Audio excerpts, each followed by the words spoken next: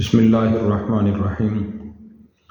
آج کے دور کی مسلمان خواتین اور صحابیات کا اگر موازنہ کیا جائے تو ہمیں یہ نظر آتا ہے کہ عموماً آج کے دور کی خواتین اور عورتیں صرف گھر کی صفائی اور گھریلو کام کاج میں ہی مصروف رہتی ہیں، یعنی کھانا، صفائی، بچوں کی دیکھ بھال، صرف اسی میں مصروف رہتی ہیں، اور اس کے علاوہ دین اسلام کی تعلیمات ان کو سمجھنے اور عمل کرنے اور آگے پھیلانے کی طرف اکثر خواتین کی توجہ نہیں ہوتی۔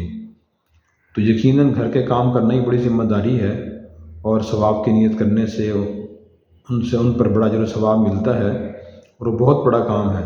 لیکن اس کے ساتھ ساتھ اگر ہم صحابیات کو دیکھیں، ازواج مطہرات کو دیکھیں اور دینی تعلیمات کو دیکھیں تو اس سے معلوم ہوتا ہے کہ آج کے دور کی خواتین کو بھی قرآن کریم اور اس کا ترجمہ، تفسیر، نبی پاک صلی اللہ علیہ وسلم کی حدیث مبارکہ اور دینی تعلیمات حاصل کرنی چاہیے۔ اس کے بغیر نہ تو ایک خاتون صحیح معنی مسلمان بن سکتی ہے، اور نہ اپنے گھر کا نظام اور اپنی ذمہ داریاں دینی تعلیمات کے مطابق انجام دے سکتی ہے، اور نہ ہی اپنی اولاد کی دینی تربیت کر سکتی ہے۔ اب ہم دیکھتے ہیں اس بارے میں اسلام کیا کہتا ہے۔ نبی کریم صلی اللہ علیہ وسلم نے ارشاد فرمایا، طلب العلم فریضۃ علی کل مسلم و مسلمہ، کہ علم حاصل کرنا ہر مسلمان مرد عورت کا ذمہ فرض ہے۔ جیسے مرد کا ذمہ فرض ہے، عورت کا ذمہ ہی فرض ہے۔ ضرورت کا علم، پوری عالمہ نبی بنے عورت، اپنی جو ضرورت کے علم ہے وہ حاصل کرنا بہت ضروری ہے۔ ضرورت کا علم کون سا ہے؟ طہارت کے مسائل ہیں، اسی طرح نماز کے مسائل، روزے کے مسائل۔ عورتوں کے پاس عام طور پر زیورات ہوتے ہیں، جس کے پاس زیورات ہوں تو ان کے مسائل سیکھے کہ شریعت نے کتنی مقدار زیور پر زکوٰۃ فرض قرار دی ہے، کس کو دینی ہے، کب فرض ہوتی ہے، کیسے ادا کرنی ہے، کتنی مقدار ادا کرنی ہے، یہ سیکھنا ضروری ہے۔ خاص طور پہ جو مالدار خواتین ہیں تو ان کی ذمہ داری یہ ہے۔ اسی طرح اگر کوئی عورت بہت زیادہ مالدار ہے تو اس کے لیے حج کے مسائل سیکھنا بھی ضروری ہیں، جس پہ حج فرض ہو۔ اسی طرح اپنی اولاد کی دینی تعلیم، دینی تربیت کرنا یہ ماں کی ذمہ داری ہے۔ اس بارے میں دین کی تعلیمات کیا ہیں، یہ بھی سیکھنا ضروری ہیں۔ نبی کریم صلی اللہ علیہ وسلم نے ارشاد فرمایا، المرأۃ راعیۃ علی بیت زوجہا وہی مسئولۃ، او کما قال علیہ السلام، کہ عورت اپنے شوہر کے گھر کی ذمہ دار ہے، اور اس سے اس کے بارے میں قیامت کے دن پوچھا جائے گا کہ بتاؤ گھریلو ذمہ داریاں تمہاری کیا تھی، اور تم نے وہ کتنی اور کس طریقے سے انجام دی ہیں۔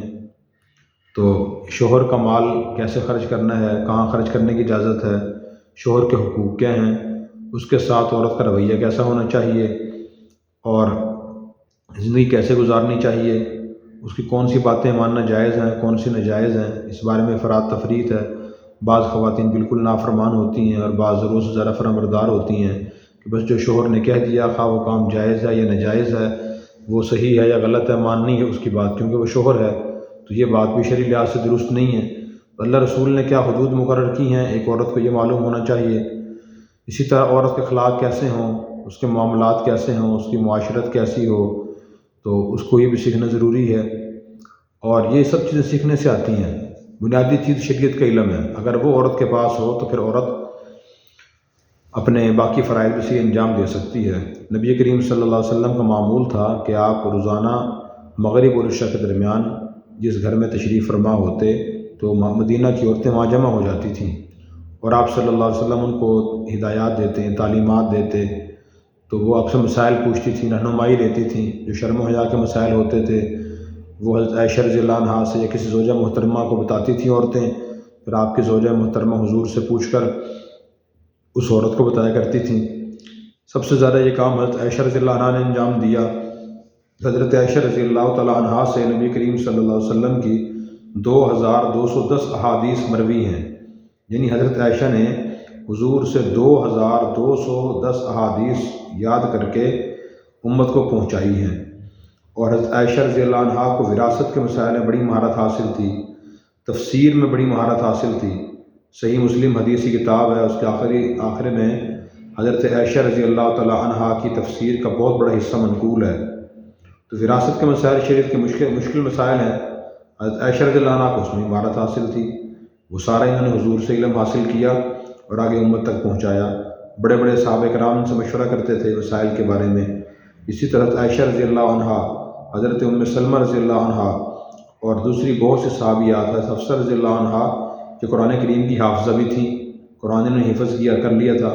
تو آج کی خاتون اگر پورا قرآن حفظ نہ کر سکے تو کم از کم آخری پارہ سورہ ملک، سورہ واقعہ، سورہ یاسین جو روزانہ پڑھی جاتی ہیں وہ حفظ کر لے۔ جن خواتین نے قرآن کریم ناظرہ دیکھ کر نہیں پڑھنا سیکھا تو وہ پڑھنا سیکھ لیں۔ اسی طرح دین کو پھیلانے میں خواتین نے بڑا اچھا کردار ادا کیا۔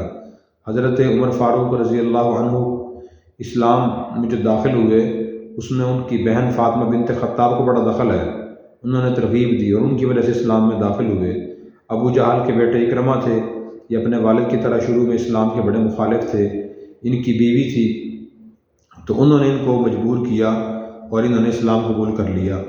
اور اسی طرح حضرت انس رضی اللہ عنہ کی والدہ حضرت ام سلیم رضی اللہ عنہا تھیں، تو ان کو ابو طلحہ نامی شخص نے نکاح کا پیغام بھیجا کہ آپ مجھ سے نکاح کر لیں، تو ام سلیم رضی اللہ عنہا نے فرمایا کہ میں تب نکاح کروں گی جب آپ اسلام قبول کرو گے۔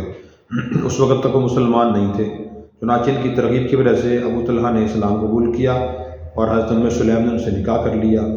اور بھی بہت سے خواتین کے اس طرح کے کارنامے ہیں جنہوں نے دین کے پھیلانے میں، سمجھنے میں، سمجھانے میں بڑے اہم کارنامے انجام دیے۔ تو آج کی عورت کو بھی اس سے غافل نہیں ہونا چاہیے، روزانہ 1 گھنٹہ کم از کم نکالیں اور نکال کے اپنے قریب کوئی اگر معلمہ عورت ہو اس سے جا کے تفسیر پڑھیں، حدیث پڑھیں، مسائل پڑھیں، سیکھیں، قرآن درست کریں۔ کوئی نہ ہو ایسی معلمہ تو کسی اچھے عالم دین کا جو اصلاح کی بات کرتے ہوں، حقوق کو سمجھاتے ہوں، اخلاق اور آداب بتاتے ہوں، تو ان کے بیانات سنیں روزانہ 1 گھنٹہ، تو اس سے آپ کو زندگی میں رہنمائی ملے گی، آپ کی مشکلات آسان ہوں گی اور آپ کے گھریلو مسائل ہیں، اولاد کی تربیت کیسے کرنی ہے، سسرال کی طرف سے مسائل ہیں تو ان سے کیسے نکلنا ہے، یہ سب مسائل آپ کے علم میں آئیں گے، ان کا حل نظر آئے گا اور زندگی آسان ہو جائے گی۔